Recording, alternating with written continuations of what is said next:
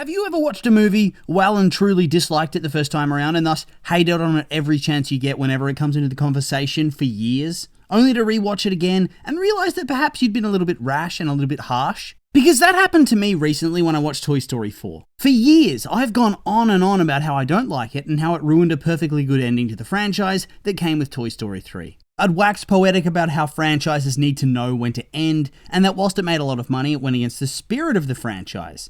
I really disliked how Woody's arc went, and I remember disliking Bo and her personality, so I was honestly looking to make a bash video. I'll confess to that much. So I sat down to watch this thing again, and very quickly I was realizing, this is a lot deeper than I remember it being. The story feels different, the jokes are funnier. I realized I was wrong, and that I'd been blinded by my own bias and annoyance the film had been made at all. Because like I said, I'd found Toy Story 3 to be the perfect ending. As a kid I loved Toy Story 2, Toy Story 1 not as much because of Sid's room giving me nightmares, but Toy Story 2 was my life. I had it on VHS in the big white case, I used to watch it religiously, and then when Toy Story 3 came out, I was a little bit late to the party in actually watching it, but when I did, I completely bought into the hype of it being the perfect goodbye to childhood type of movie. It had that beautiful bittersweet ending where Woody's parted from Andy for the last time. Andy's grown up and no longer really needs Woody, who's gifted to a family friend where he can keep doing what he loves, being needed by a child, caring for Bonnie and looking out for her, receiving love and affection in turn. It's very sweet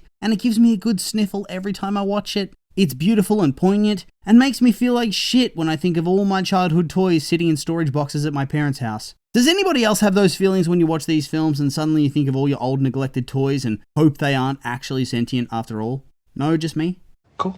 No doubt. Back on topic though, I think that was probably my major gripe that never really let me give this film a chance. I was too caught up on nostalgia. I love the ending of 3 so much that any changes would just piss me off. I'll be honest, I still hold the view that 4 and 4's story kind of do diminish that ending of 3 a whole lot. It still does kind of bother me a little they did it this way, and I wish it could have been different. Personally, Toy Story is just synonymous with the toys' journey, specifically with Andy. So if you're going to leave off 3 with the toys saying goodbye to him, that really should have been the end until they somehow come back into his possession miraculously. Now that being said, I can appreciate that in isolation, when I don't look at the wider franchise, I actually legitimately think that this movie is a really good one. Is it my favourite of the quadrilogy?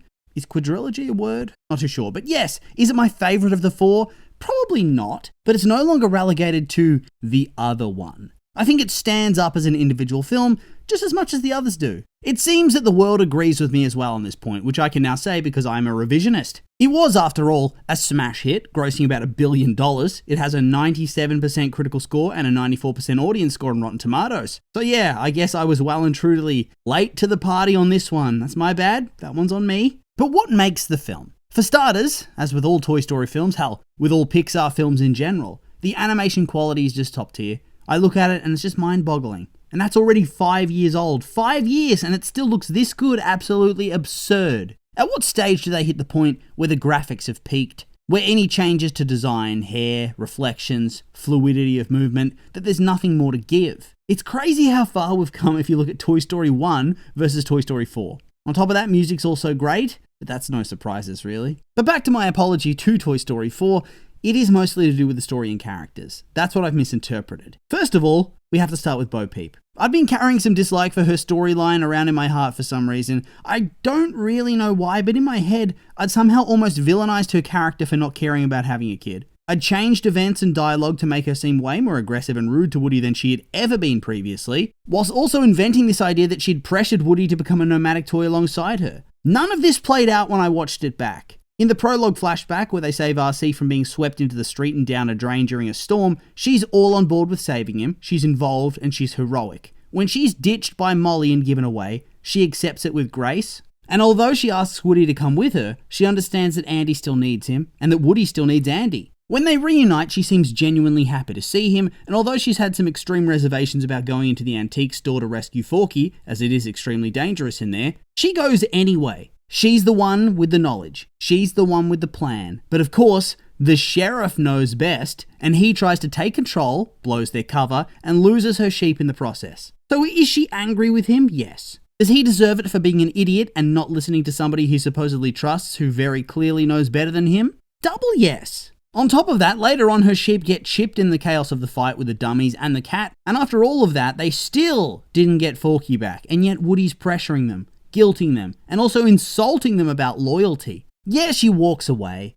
but even after all of that shit, it takes her just a couple of scenes to decide that nah, she loves her cowboy, and she comes right back to find him. On top of that, at the end, it certainly didn't feel like she was pressuring him or anything of the sort. Just that she was disappointed to see him leaving again, and sad that they'll likely never see each other anymore. I feel like I must have been projecting my dislike for Woody being shunted to the side by Bonnie onto her or something like that. It's so weird, because I definitely view their dynamic differently on a rewatch. And this brings me to the second main element of the story I originally hated, and now, whilst I'm still salty it kind of cheapens the end of 3, I think it really works well regardless as a story of its own, and actually does make sense for Woody's character, which is something I didn't understand originally. At first, I was very much into the idea of, well, Andy gave Woody to Bonnie, so it's out of character for him to be willing to leave, and bad writing for her to not care about him much at all. That was my opinion for years and years. Upon rewatch though, it all clicked for me. Woody's whole story had revolved around the feeling of being needed, wanted, and loved. To be a safe space for a child. He was that for Andy, and most of his story across the first 3 films explores that theme. Him feeling challenged by Buzz for his top spot in the first film.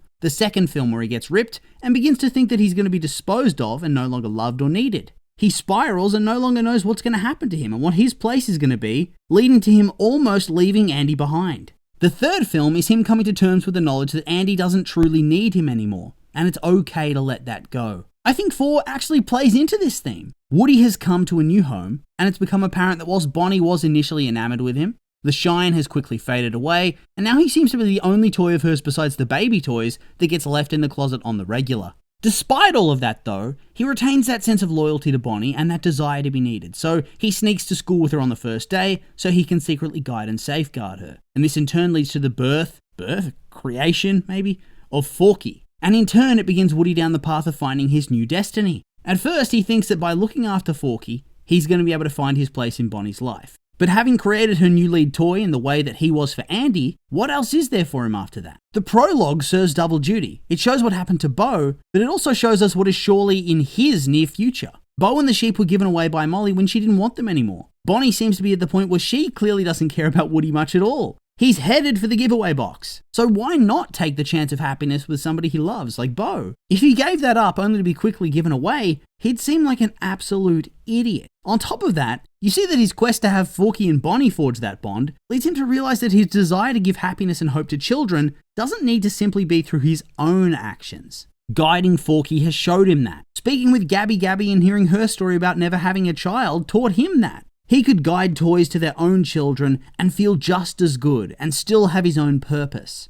It feels like he's almost become a grandpa toy in a way. He guides the younger toys to their happily ever afters and is doing the same for children that will visit the carnival. So in that way, he still makes kids happy. And in the end, I actually find that to be a rather fitting conclusion for his character. He's had his time in the sun and now he guides the rest. He's still a leader, just not of a bedroom anymore. It's kind of like he becomes the anti-Lotso. I think it still fits his character, and it does make a lot of sense, whilst also being narratively satisfying.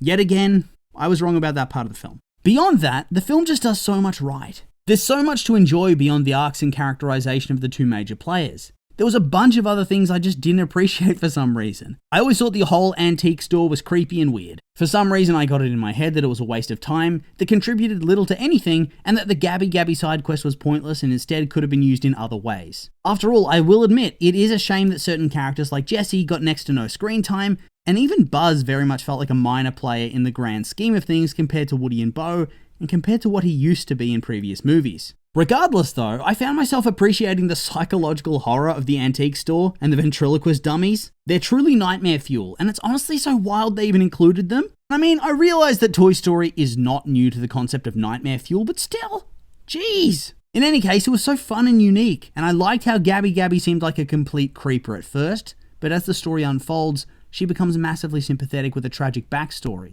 On top of that, the movie's just genuinely funny. Forky, just the whole concept of his character is both wholesome and hilarious. There's Bunny and Ducky from the prize stand who have excellent banter, but who also have some really funny cutaway gags where they tell people of their grand scheme to beat up the old lady who runs the antique store to steal her keys. There's Duke Kaboom and just everything about him. The toys back in the camper, particularly the unicorn who's desperate to try to get Dad arrested. It's ridiculously funny. I just don't remember any of it being this way, to the point that I'm really wondering how I could have changed my mind so much on this movie. It's crazy to me. Maybe I've just grown over the years. Who knows? Anyway, I'm still not sure about Toy Story 5, but I'm far more open to it now than I ever was before, so there is that. Beyond that, there's really not much else to say, so I will just remind you these have all been my opinions, and now I'd like to hear yours. What do you think of Toy Story 4? Are you an OG supporter or an OG hater? Have you changed your tune over the years like me? I'm curious for your thoughts, so make sure to like, comment, and subscribe, and let me know.